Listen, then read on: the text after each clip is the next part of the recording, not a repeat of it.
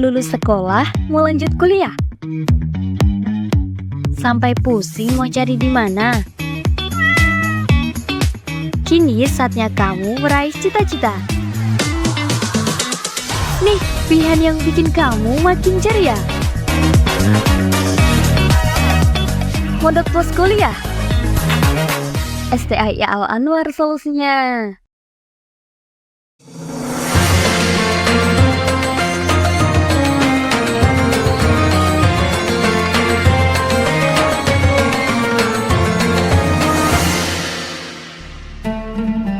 Assalamualaikum warahmatullahi wabarakatuh. Bismillah walhamdulillah wal khairu wasyarr bimasyiatillah. Wassalatu wassalamu ala sayyidina Rasulillah Muhammad ibn Abdillah wa ala alihi washabihi wa man tabi'ahu dawalah. Amma ba'd. Sahabat taklim yang dirahmati Allah, mari kita panjatkan puji syukur kehadirat Allah Subhanahu wa taala yang tiada henti-hentinya memberikan kenikmatan kepada kita semua, nikmat lahir, nikmat batin. Di antaranya kita diberi anugerah menjumpai dan memasuki bulan suci Ramadan. Semoga kita diberi taufik dan kemudahan untuk menjalankan ibadah puasa dan segala amal soleh di bulan Ramadan, dan senantiasa amal perbuatan kita yang baik ini diterima oleh Allah Subhanahu wa taala dengan segala kekurangannya. Salat serta salam semoga selalu kunjung ke hadirat Nabi Agung Muhammad SAW, para sahabat dan para tabi'in serta pengikutnya ila yaumil qiyamah. Sahabat taklim yang dimuliakan Allah, di antara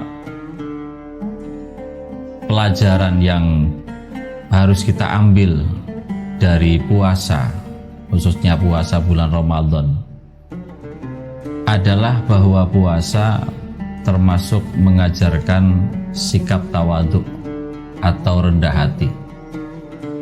Dengan puasa ini, siapapun menjadi tahu ternyata manusia itu lemah sekali. Ya, tidak makan sehari saja, tidak minum sehari saja, maka rasanya lemas, seakan tidak berdaya. Sehingga dengan kesadaran ini manusia tahu bahwa dirinya adalah lemah. Yang maha kuasa, yang maha kuat adalah cuma Allah Subhanahu wa ta'ala. Ini sangat penting, sikap tawadhu, dan ini yang akan saya sampaikan pada taklim kali ini. Berbicara tawadhu, atau mungkin bisa diterjemahkan rendah hati, adalah sebuah sikap di mana seseorang tidak melihat dirinya sebagai sosok yang sempurna atau lebih tinggi daripada yang lain.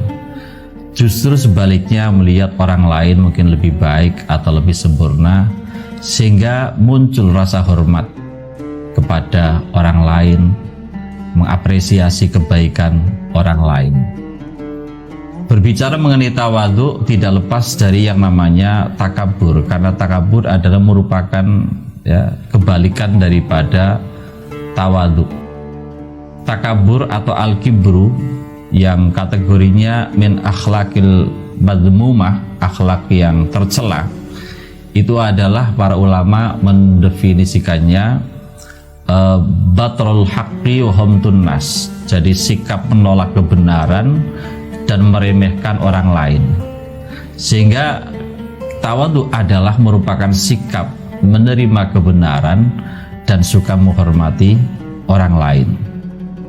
Kita sebagai santri tentunya banyak sekali mendapatkan pelajaran-pelajaran tawadhu dari para guru-guru kita, baik langsung dari para guru kita atau dari kitab-kitab yang diajarkan kepada kita. Guru-guru kita meskipun beliau sosok-sosok yang alim luar biasa, baik segi ilmu maupun ibadahnya, dan seringkali berjumpa dengan orang-orang terhormat, pejabat tinggi misalkan, tetapi beliau tetap menjadi sosok yang bersahaja, rela berbaur dengan masyarakat awam. Misalkan ada undangan di tengah masyarakat, beliau tetap hadir. Beliau juga tetap biasa kumpul dengan orang-orang yang ya katakanlah mungkin orang awam. Ini sikap yang seringkali diajarkan, dan memang sejak di pondok para santri ini sudah diajarkan sifat itu. Dia makan bersama, satu nampan dengan beberapa orang, tidak dibedakan mana yang kaya, mana yang miskin, mana anaknya kiai ataupun tidak, semuanya sama. Ini semuanya merupakan ajaran-ajaran tawadhu.